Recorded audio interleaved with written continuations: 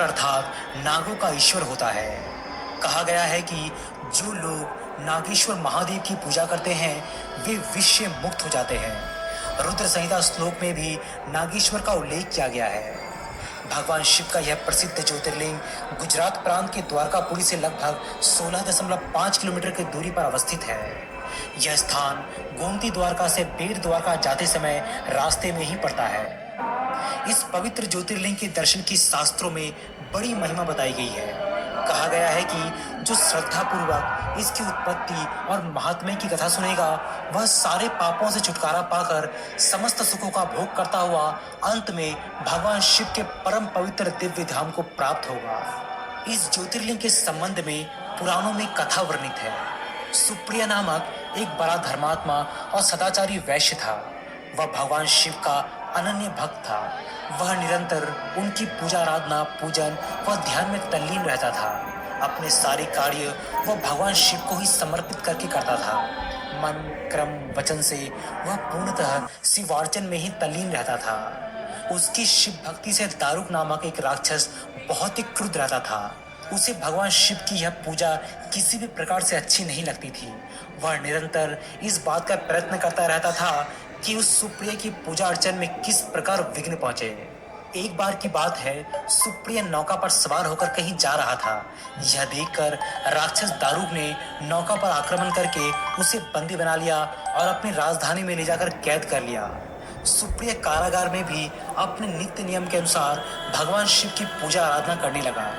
दारुक ने जब अपने सैनिकों से सुप्रिय के विषय में यह समाचार सुना कि वह कारागृह में भी शिव की आराधना कर रहा है तो वह अत्यंत क्रुद्ध होकर उस कारागार में आ पहुंचा और कहने लगा, अरे दुष्ट वैश्य, तू आंखें बंद करके इस समय कौन से उपद्रव और षड्यंत्र करने की बात सोच रहा है।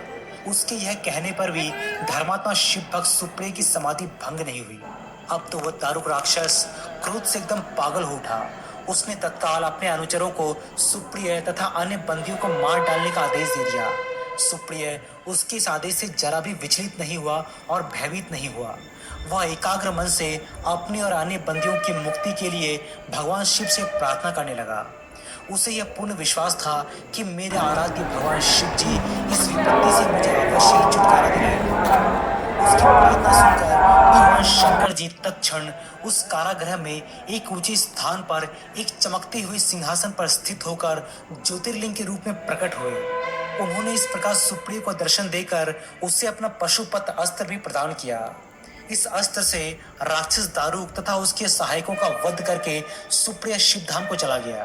भगवान शिव के आदेश अनुसार ही इस ज्योतिर्लिंग का नाम नागेश्वर ज्योतिर्लिंग पड़ा। आप जैसे नागेश्वर ज्योतिर्लिंग के परिसर में प्रवेश करेंगे तो तभी आपको मन मोह लेने वाले भगवान शिव की ध्यान मुद्रा में एक बड़ी मनमोहक अति विशाल प्रतिमा दिखेगी। यह मूर्ति 125 फीट ऊंची तथा 24 फीट चौड़ी है। मंदिर में पहले एक सभागृह मौजूद है जहां पूजन सामग्री की छोटी छोटी दुकानें लगी हुई है। सभा मंडप के आगे तलघर नुमा गर्भगृह में श्री नागेश्वर ज्योतिर्लिंग विराजमान है। गर्भगृह सभा मंडप के निचले स्तर पर स्थित है। यह अद्भुत ज्योतिर्लिंग मध्यम बड़े आकार का है जिसके ऊपर एक चांदी का आवरण चढ़ा रहता है। ज्योतिर्लिंग पर ही एक चांदी की नाग की आकृति बनी हुई है। ज्योतिर्लिंग के पीछे माता पार्वती की मूर्ति स्थापित है। गर्भगृह में पुरुष भक्त सिर्फ धोती पहनकर ही प्रवेश कर सकते हैं, वह भी तभी जब उन्हें अभिषेक करवाना होता है। यह मंदिर प्रातः सुबह 5 बजे आरती के साथ खुलता है। आम जनता के लिए मंदिर 6 बजे ही सुबह खुलता है। भक्तों के लिए शाम 4 बजे श्रृंगार दर्शन होता है तथा उसके बाद गर्भगृह में प्रवेश बंद हो जाता है। शयन आरती शाम 7 बजे होती है तथा 9 बजे